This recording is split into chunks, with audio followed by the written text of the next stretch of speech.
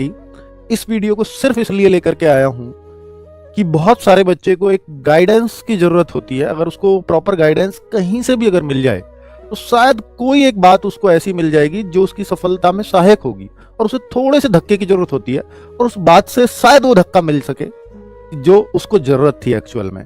तो ऐसी मैं बहुत सारी बातें कहूंगा, हो सकता है कोई एकाध बात आपके काम की हो, और वो अगर आप फॉलो कर लें तो निश्चित तौर पर, क्योंकि सारी बातें सबके काम की नहीं होती हैं। हाँ, क्योंकि मेरी बहुत सारी बातों से आप एग्री करेंगे और बहुत सारी बातों को कहेंगे ये तो मैं ऑलरेडी फॉलो कर रहा हूं, तो मेरे बहुत काम की ये बात नहीं है, क्योंकि मैं ये कर रहा हूं।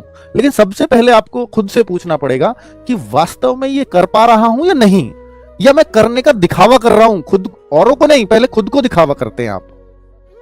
और ये जो गोल्डन ईयर है ना, ये बचना नहीं चाहिए आपसे।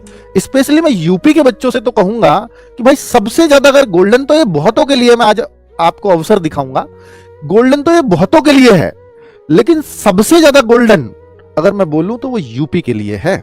कि सबसे ज्यादा गोल्डन भी कोई शब्द होता है? हाँ, यहां तो आप कह ही सकते हैं कि सबसे ज्यादा गोल्डन यूपी के बच्चों के लिए। कैसे है? क्योंकि यहां 2027 में इलेक्शन है, और इलेक्शन से पहला साल किसी भी स्टेट के लिए एक बड़ी बड़ी वो लेकर के आता है, संभावनाएं, है ना।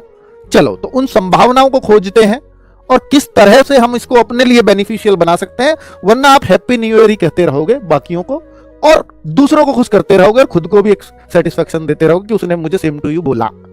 नहीं बोला तो आप उससे नाराज हो जाएंगे, और यही चलता रहेगा। नया साल कैलेंडर में बदलता रहेगा, लेकिन आपके जीवन में शायद ही कुछ बदलेगा।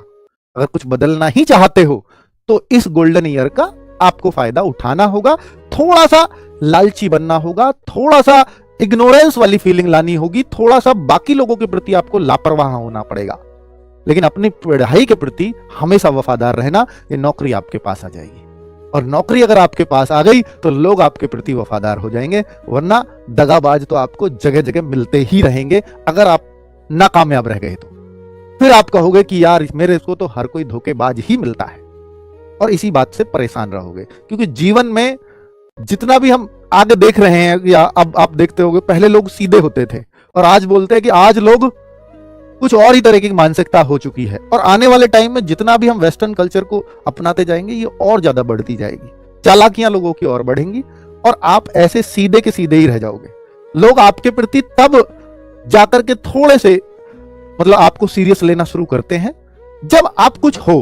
अगर आप कुछ भी नहीं हो तो कोई क्यों आपके प्रति उतना सीरियस हो, कोई क्यों आपको अपनी जीवन में सोचे भी आपके बारे में।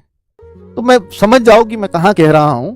और अगर आप इस बात से किसी से नाराज होते हो कि भाई वो मेरे को बिल्कुल भी सीरियस नहीं लेता है, लेती, तो फिर ये आपकी ही कमी होगी, किसी और की नहीं।